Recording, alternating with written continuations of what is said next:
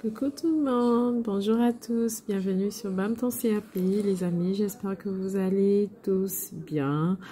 Aujourd'hui, nous allons continuer avec nos petits exercices sur l'épreuve maths, physique et chimie. D'accord? Franchement, moi je vous conseille de travailler un maximum d'exercices. Donc tous les exercices que je vais vous poster, faites le nécessaire vraiment de retravailler encore et encore. D'accord? Je mettrai beaucoup d'exercices parce que en général, en fait, ce sont les mêmes exercices qui viennent. Hein. Après, Paul peut devenir Jean, Jean peut devenir Luc, mais en fait, c'est toujours dans le même optique, en fait. Donc, c'est vraiment possible de pouvoir obtenir une moyenne avec cette épreuve. Mais cela demande de travailler, franchement, de beaucoup travailler, de vous habituer avec les différents éléments, d'accord, que ce soit en physique, que ce soit en mathématiques ou en chimie. Donc, aujourd'hui, nous allons retravailler un autre exercice, travailler un autre exercice autant pour moi. J'ai un peu sommeil, mais bon, on va faire juste un exercice et puis demain, si je trouve un peu de temps, je pense que on pourra continuer sur la suite des exercices et pourquoi pas travailler également quelques exercices en physique chimie. Si c'est la première fois que tu tombes sur cette chaîne et que ce contenu te plaît, n'oublie surtout pas de mettre un pouce bleu. Franchement, ça fait plaisir de voir des pouces bleus. C'est une façon à vous, les amis, de dire merci. Donc, je vous laisse mettre le pouce bleu. Merci. Alors, je vais vous mettre sur l'écran l'exercice que nous allons travailler. D'accord? Alors, nous avons cet exercice. D'accord? Donc, on nous dit qu'en 2019, en France, la production d'énergie électrique s'élevait à 537,7 TWh. D'accord? Donc, le TWh, c'est tout simplement une unité, d'accord, qu'on utilise pour les très grandes quantités d'énergie. D'accord? On pouvait utiliser le watt, mais le téra, c'est vraiment pour montrer, en fait, que c'est pour une grande quantité d'énergie. Voilà. Après, vous pouvez mettre par une petite énergie, histoire de vous retrouver, il n'y a pas de souci. D'accord? Donc, on dit ensuite que cette énergie provient de sources d'énergie non renouvelables, c'est-à-dire le nucléaire, le gaz, etc. Et également des énergies renouvelables. Bon, s'il faut un tout petit peu expliquer tout ce qui est énergie renouvelable, en fait, c'est tout ce qui provient de la combustion de matière.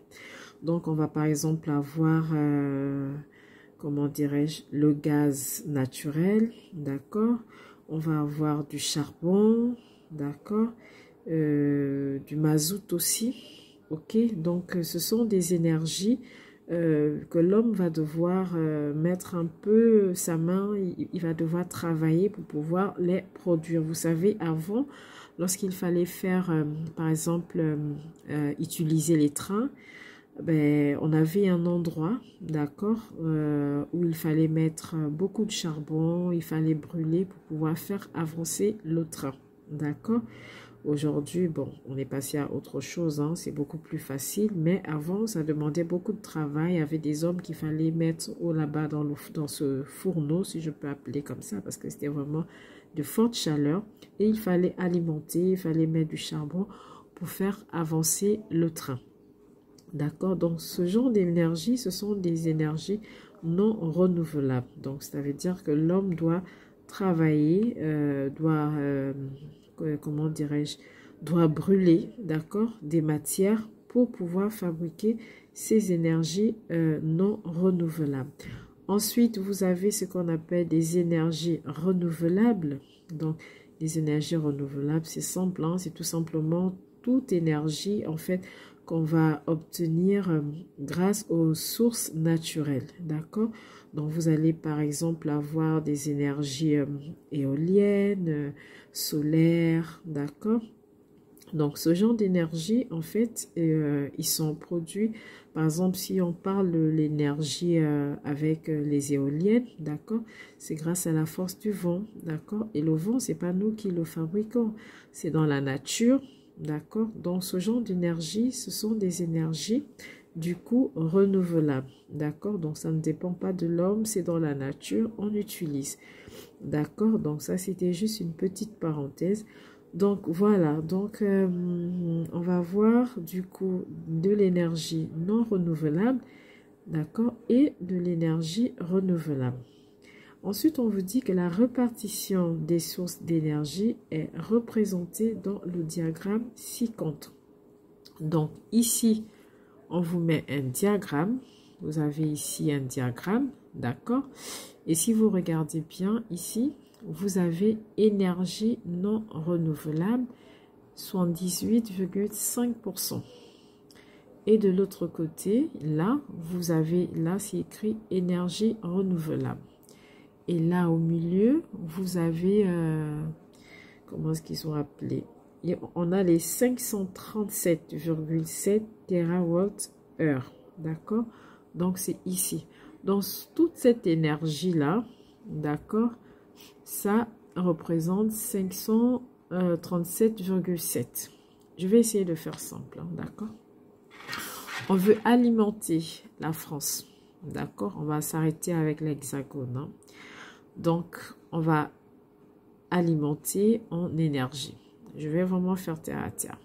Du coup, on a besoin en gros de 537,7, d'accord, TWh. Donc ça, c'est la quantité totale pour pouvoir alimenter la France entière. Ok? Mais pour avoir cette énergie, d'accord, cette énergie totale dont on a besoin pour alimenter toutes les régions de France, d'accord, ben, on va se baser sur deux types d'énergie, à savoir l'énergie non renouvelable et l'énergie renouvelable. D'accord?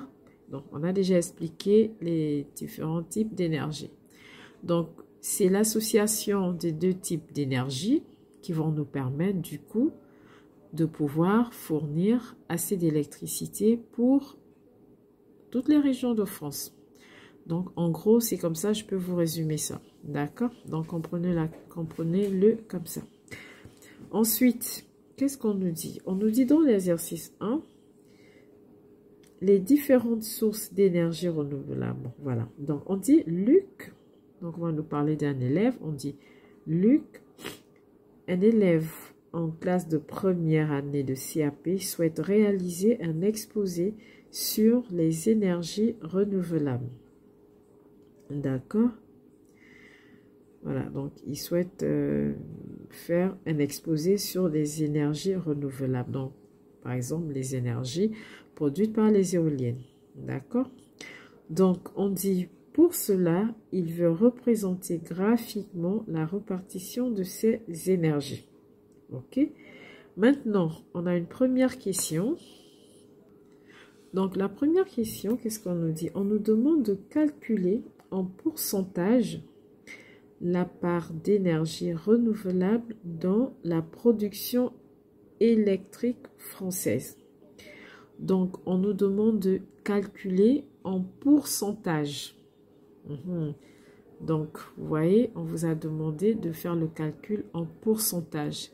Pourcentage, c'est pourcentage, hein? Donc, quand on parle de pourcentage, il faut penser toujours, ça va être sur 100. D'accord? Donc, comment est-ce qu'on va faire ce calcul? Ben, c'est simple. Lorsqu'on parle de pourcentage, on sait la base du pourcentage, c'est 100. D'accord? C'est pour cela qu'on dit 100%. Ça veut dire, c'est le tout fait, c'est le total. C'est la totale ou le total, comme vous voulez, je ne sais pas.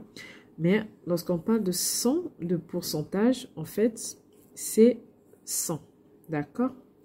Donc ici, lorsqu'on nous demande de faire le calcul en pourcentage de la part des énergies renouvelables, qu'est-ce qu'il y aura lieu de faire? On partira sur le diagramme et on va regarder les parts d'énergie que nous avons. Donc, si on repart sur notre diagramme, donc il est là notre diagramme. Ici, dans la question 1.1, ce qu'on veut calculer, c'est l'énergie renouvelable, le pourcentage. Voilà, il faut bien préciser le pourcentage. Donc ici, dans le diagramme, est-ce qu'on nous a donné le pourcentage d'énergie renouvelable? Non, on nous a uniquement donné le pourcentage de l'énergie non renouvelable. Et le pourcentage de l'énergie non renouvelable, on nous a dit c'est 78,5%. Étant donné que ici on nous demande de calculer le pourcentage, eh bien c'est simple, parce que ça, on va le considérer comme une pizza. Et cette pizza, on va dire qu'elle a 100 parts. On parle de pourcentage, donc on va parler de 100. Donc tout ça, c'est 100 parts. Et puis, voilà, on a un gros mangeur. Lui, il a déjà pris 78,5%. Du coup, il a mangé tout ça. Il a quitté de là, il a mangé toute cette part jusqu'ici. Tout ce qui est en vert prononcé, c'est la part mangée qui correspond à 78,5%. Ce qu'on nous demande ici de calculer, eh bien, c'est la partie restante ici. Sachant que la pizza, en fait, c'était 100 parts. Donc, pour calculer la part restante, comment est-ce qu'on doit procéder? Il va falloir tout simplement faire 100, d'accord, moins la part qui a déjà été mangée, donc les 78,5. Je ne sais pas si vous comprenez. Donc, lorsque je fais les 100, parce qu'au départ, c'est 100, lorsqu'on parle de pourcentage, c'est que la base, elle est sur 100. Donc, on va faire 100, on considère la pizza entière, donc 100 moins la part qui a été mangée, donc cette part qui représente l'énergie non renouvelable. Donc, 100 moins 78,5, ben, on va trouver 21,5. Ben, les 21,5, du coup, représentent la part d'énergie renouvelable. Et la question ici, c'était tout simplement de calculer en pourcentage la part des énergies renouvelables. Donc, à cette première question, donc la question 1.1, ben, on peut mettre le calcul. On mettra 100 moins 78,5 qui est égal à 21,5%. Après, vous pouvez vérifier hein, en faisant tout simplement 78,5%. Donc, cette part qui a été consommée en grande quantité, d'accord, plus les 21,5 que vous avez trouvé, d'accord, et en faisant le total, vous allez avoir 100%. Du coup, notre calcul, il est bon, d'accord. Donc, ça, c'était pour la question 1.1. Franchement, je pense que là, c'était pas trop compliqué. Voilà. On va faire la question numéro 1.2. Voilà. Ensuite, dans la question 1.2, qu'est-ce qu'on nous dit ici? On nous demande de calculer en TWH, donc c'est-à-dire terawatt water. Donc, on nous demande de calculer la quantité d'énergie produite par les énergies renouvelables. Et ensuite, on nous demande de faire l'arrondi du résultat au dixième. Donc, si vous avez déjà l'habitude de me suivre, je pense que vous comprenez.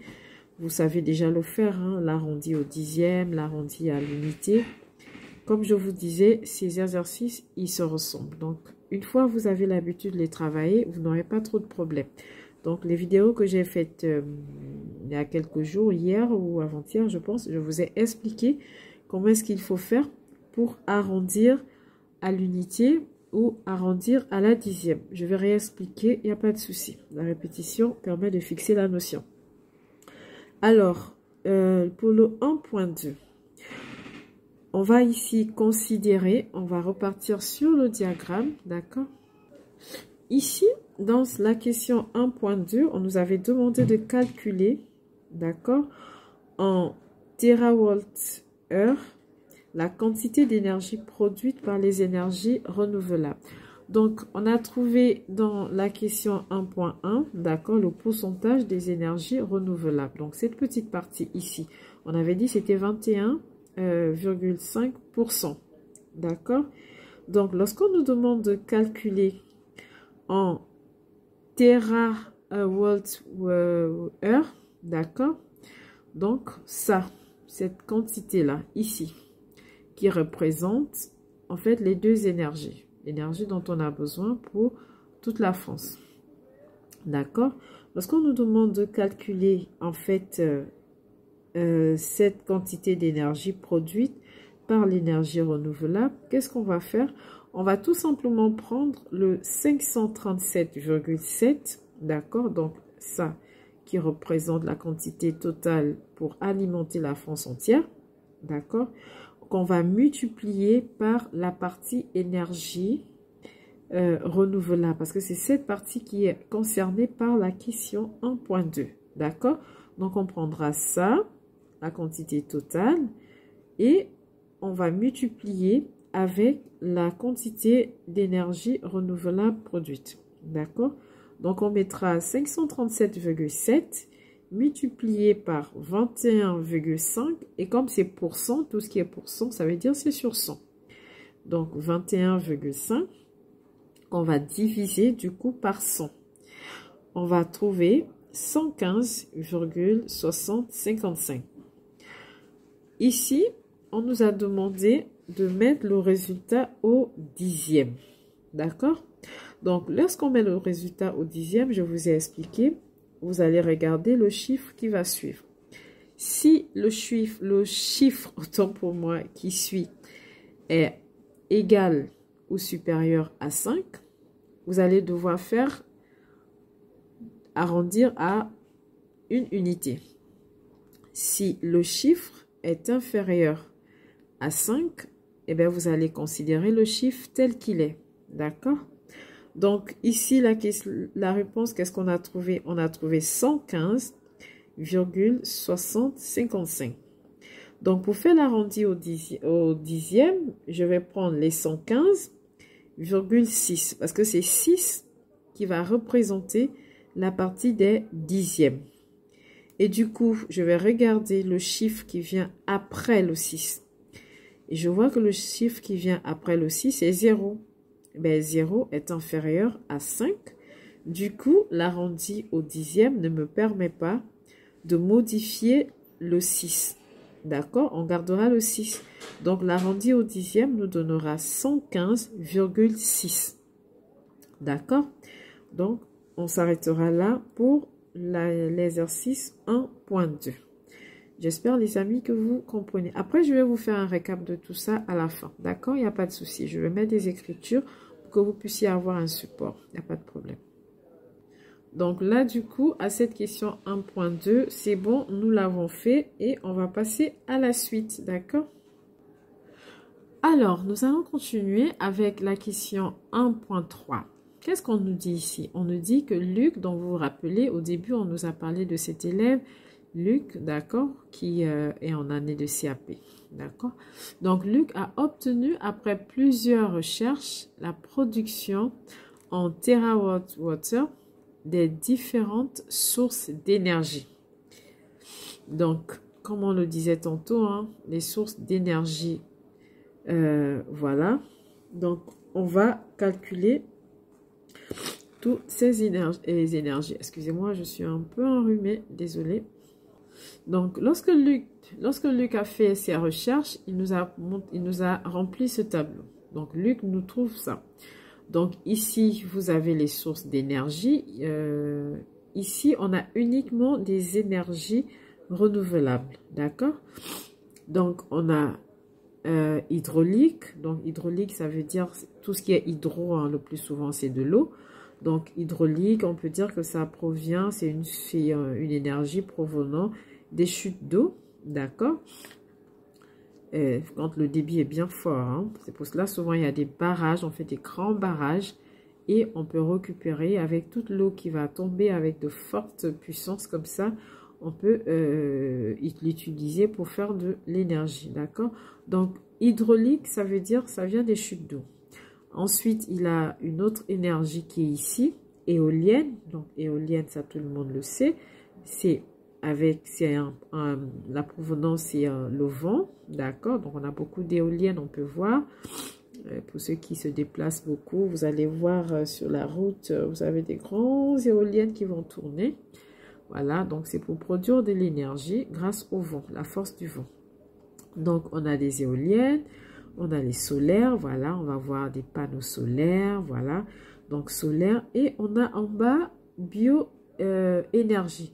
Donc, bioénergie, c'est tout simplement l'énergie qu'on va obtenir à partir des déchets des végétaux et des animaux. D'accord? Donc, on aura ça ici. Et là, on a un total. Donc, on nous demande ici de remplir, en fait, ce tableau. D'accord? Donc, dans la question 1, 3, 1, on nous demande ici de déterminer les fréquences correspondant à l'énergie. À quelle énergie? Donc, à l'énergie solaire et à l'énergie bio. Bon, à celle de bioénergie. Bon, c'est facile parce que ils nous ont laissé des vides, hein, donc on doit remplir l'énergie solaire, que ce soit pour la fréquence et les angles. On doit également remplir la ligne bioénergie. Vous voyez, d'accord? Donc, on nous demande de compléter cela. Il y a une formule en mathématiques, d'accord, en ce qui concerne les fréquences. Et ça, il faut bien le noter, les amis. Il faut le retenir parce que ces genres d'exercices, ils viennent beaucoup.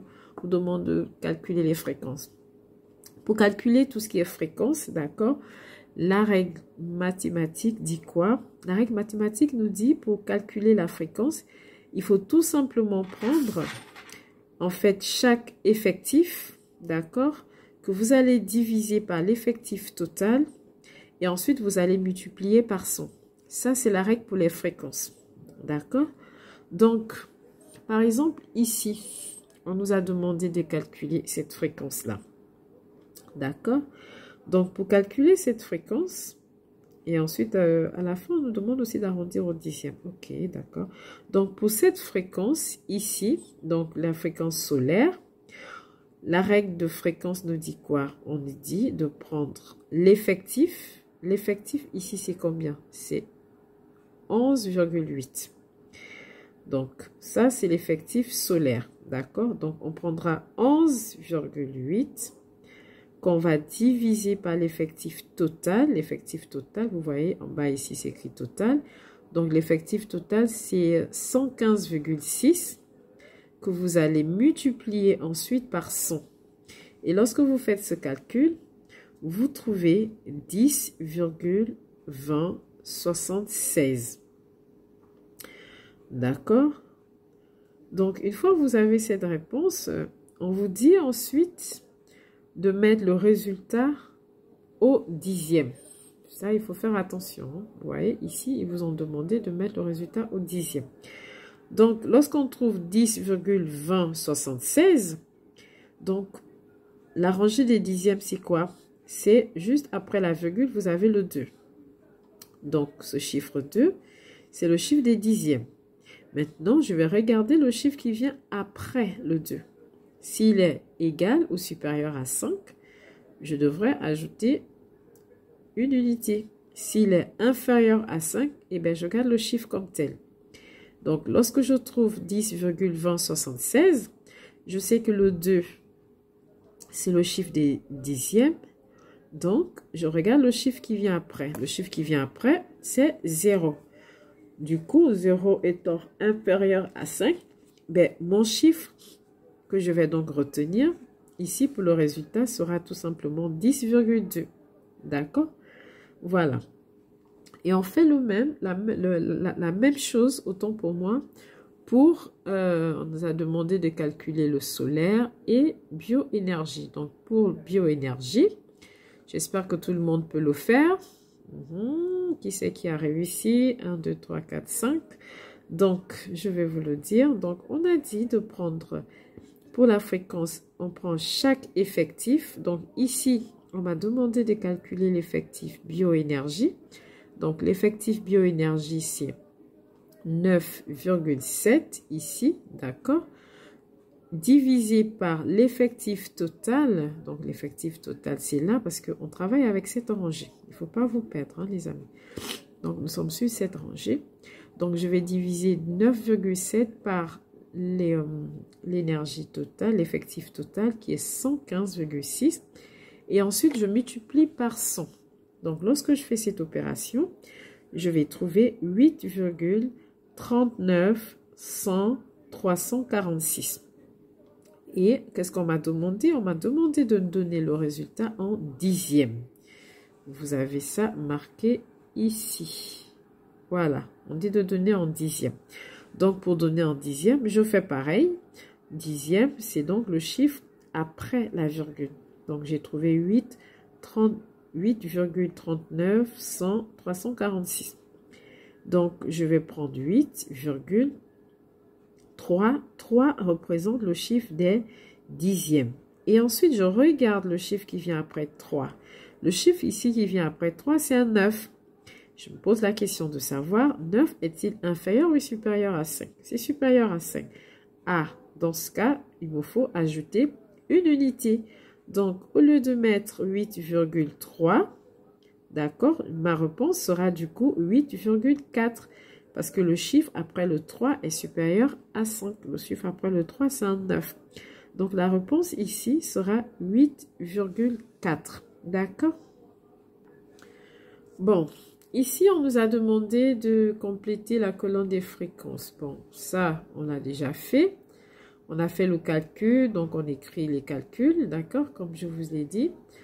Et ensuite, ici, on demande de compléter. Donc, on va dans le tableau et on complète le côté des fréquences, d'accord? Comme ça, c'est complet. Donc, on va écrire 10,2 pour le solaire et 8,4 pour bioénergie dans le tableau.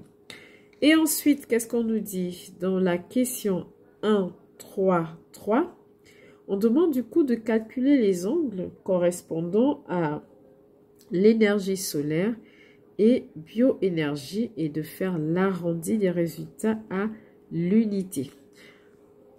Dans la question précédente, on nous avait demandé de faire l'arrondi au dixième. Là, on nous demande de faire l'arrondi à l'unité. Vous voyez, donc c'est important de maîtriser ça parce que ça donne des points. Donc, qu'est-ce qu'on va faire? On va repartir dans d'autres tableaux pour faire le calcul. D'accord? Voilà. Donc là, nous sommes dans le tableau. Nous avons déjà rempli ici les fréquences. Maintenant, on nous demande de remplir ici. Vous voyez, on a deux endroits à trous pour l'énergie solaire et bioénergie. Donc, on va commencer par l'énergie solaire. On va faire notre petit calcul. D'accord? Donc, ici, pour trouver l'angle, ben, déjà, on est sur 360, le total. D'accord? Donc, ça, vous le voyez ici. Voilà, le total, c'est 360. Là, ce n'est pas la même règle pour les fréquences. Hein. Pour la fréquence, ça, je vous ai dit, c'est la règle mathématique. Donc, voilà, ça, on a fini. Maintenant, pour trouver les angles, donc, on suppose qu'ici, on a rempli déjà avec 10,2. Ici, on a rempli avec 8,4. Donc, on nous demande de calculer l'angle. Et sachant que ces angles-là, en fait, le diagramme, il fait un cercle. Parce que si on a 360, ça veut dire qu'on est dans un cercle. On aura 180 en haut et 180 en bas. C'est comme si vous mettez deux rapporteurs ensemble. D'accord? Donc, vous les juste apposer. Ça va faire un cercle. Et on sait que le rapporteur, souvent, ça fait 180 degrés. Donc, 180 plus 180, ça nous fait 360. D'accord? Donc, ça va nous faire un cercle. Ça va nous faire une pizza. Donc, on nous dit de calculer l'angle. Comment est-ce qu'on va faire? On va tout simplement prendre ici la fréquence. Ici, on avait trouvé 10,2. Donc, on va prendre les 10,2. D'accord? On va multiplier par ici le total des angles. Donc, 360. Et on va diviser par 100. D'accord? On va diviser ça par 100. Pourquoi par 100? Parce que ici, en fait, on a des pourcentages. Et tout ce qui est pourcent, si je vous dis 1%, mais en fait, 1%, c'est quoi? C'est 1 sur 100. D'accord? Là, nous sommes en Black Friday, lorsqu'il y a des promos, ils écrivent quoi? 30%. Mais 30%, c'est quoi? Si je dois le réécrire, 30%, c'est juste 30 divisé par 100. D'accord? C'est ça qui est 30%. C'est 30 divisé par 100. Donc, ici, on va faire 10,2 multiplié par 360, d'accord, qu'on a ici. Et on va diviser le tout par 100. Parce que ici, le 10,2, il est en pourcentage. Donc, on va diviser par 100. Et lorsqu'on le fait, ce calcul, on obtient 36,72. Et on fait attention parce que dans la question, ils nous ont dit de mettre le résultat à l'unité. L'unité, c'est quoi? L'unité, c'est tout simplement le dernier chiffre avant la virgule. D'accord? Si je prends l'exemple de ça, 115,6. C'est quoi le chiffre de l'unité ici? C'est le 5. D'accord? C'est le 5, le chiffre de l'unité.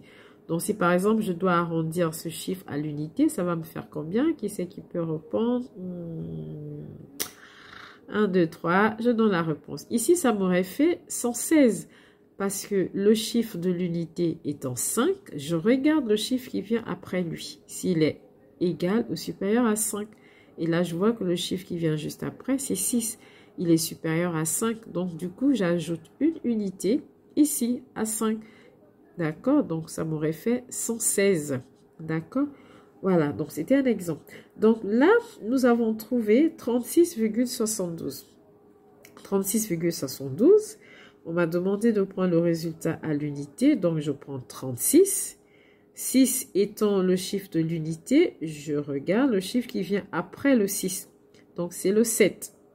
7 étant supérieur à 5, ben, ma réponse, du coup, ce sera 37. Parce qu'à mon 6, je vais ajouter plus 1.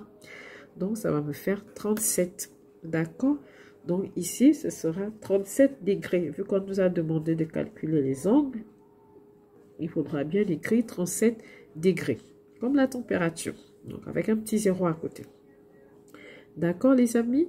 Donc, une fois vous avez terminé le calcul de l'énergie solaire, vous faites pareil pour ici, pour l'angle de bioénergie. Vous faites pareil, hein? Donc, vous allez prendre le chiffre qu'on avait trouvé ici, c'était 8,4. Vous allez le multiplier par 360 et vous allez diviser par 100. Lorsque vous faites cela, vous trouvez 30,24. On nous a demandé de calculer à l'unité. Donc 30, 0, c'est le dernier chiffre de l'unité. Et je regarde le chiffre qui vient après le 0. C'est 24. Donc 2 est inférieur à 5. Donc, je vais garder 30. Je ne mettrai pas 31 parce que 2 n'est pas supérieur ou égal à 5. Donc ici, je mettrai 30. D'accord? Bon, et après, on remplit le tableau.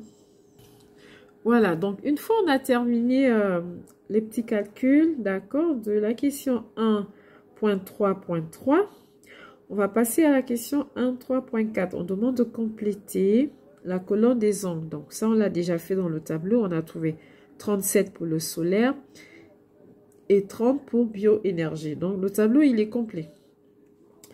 Question suivante. On nous demande de citer le type de diagramme que Luc va pouvoir utiliser pour représenter les résultats et répondre par une phrase.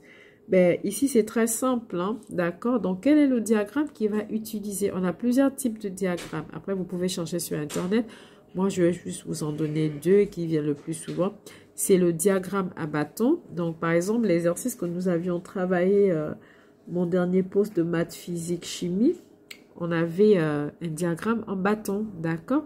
Avec les références qu'on avait par mois, d'accord? C'était des diagrammes en bâton. Ici, le diagramme qu'on va avoir, c'est un diagramme circulaire. Circulaire vient du mot cercle, d'accord? Vous vous rappelez, lorsqu'on a vu dans le, comment on appelle, dans le tableau, on avait, aux côtés des angles, on avait 360. Et je vous disais que 360, c'est parce que ça fait la forme d'une pizza. La pizza, elle n'est pas rectangulaire, d'accord? Elle est en forme de cercle. Donc, le diagramme ici qu'il va utiliser, c'est un diagramme circulaire. Pourquoi? Ben, parce qu'on voit bien que Le total de ces angles nous donne 360 dans le tableau. Et si on a 360, c'est tout simplement parce qu'on a une forme circulaire. D'accord? Donc, vous mettez ça et puis c'est bon. On va faire la question suivante, je pense qu'il sera aussi la dernière. Voilà, dernière question, on va s'arrêter là et puis demain, j'espère que j'aurai du temps. Je vous ferai d'autres vidéos toujours en épreuve maths, physique, chimie parce que travaillez au maximum cette épreuve et je vous assure, vous allez avoir la moyenne. D'accord? Donc, dans la question 1.5, qu'est-ce qu'on nous dit? On dit de construire ce diagramme. Ils nous ont aidé, hein, vous voyez, ils vous montrent déjà le cercle. Donc, c'était ça, c'était le diagramme circulaire. D'accord? Donc, on vous demande de faire apparaître la légende. La légende, c'est quoi? La légende, en fait, c'est tout simplement de... Comment est-ce que je peux vous définir ça? C'est... comment est-ce que... Bon, on va faire ça. Dans le cercle, d'accord, vous allez devoir faire des parties. Parce que vous avez vu tout à l'heure, on a travaillé un tableau. Et dans ce tableau, on a eu certains chiffres. D'accord? Donc, ici, dans le cercle, vous allez représenter des parts. Donc, chaque part va avoir une couleur qui va lui être appropriée. D'accord? Donc, ici, dans le tableau, on avait 4 énergies. On avait l'énergie hydraulique, l'énergie éolienne et l'énergie solaire et bioénergie. D'accord? Donc, pour chacune des énergies, on va attribuer une couleur. On peut par exemple dire pour l'énergie hydraulique, on mettra du jaune. Pour l'énergie éolienne, on mettra du bleu. C'est ça la légende.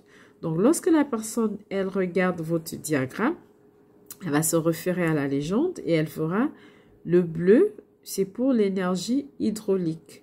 Donc, elle regardera la part qui a été donnée ou occupée, si vous voulez, pour cette énergie. D'accord? C'est ça la légende. Donc, c'est important parce que c'est bien précisé de faire apparaître la légende.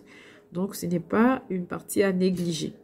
Et elle n'est pas difficile. Hein? Vous mettez un petit carré, vous mettez une couleur, vous mettez par exemple bleu et vous mettez hydraulique. Vous mettez un autre carré, vous mettez par exemple du jaune, ou je sais pas, ou du vert, éolienne, et ainsi de suite. D'accord?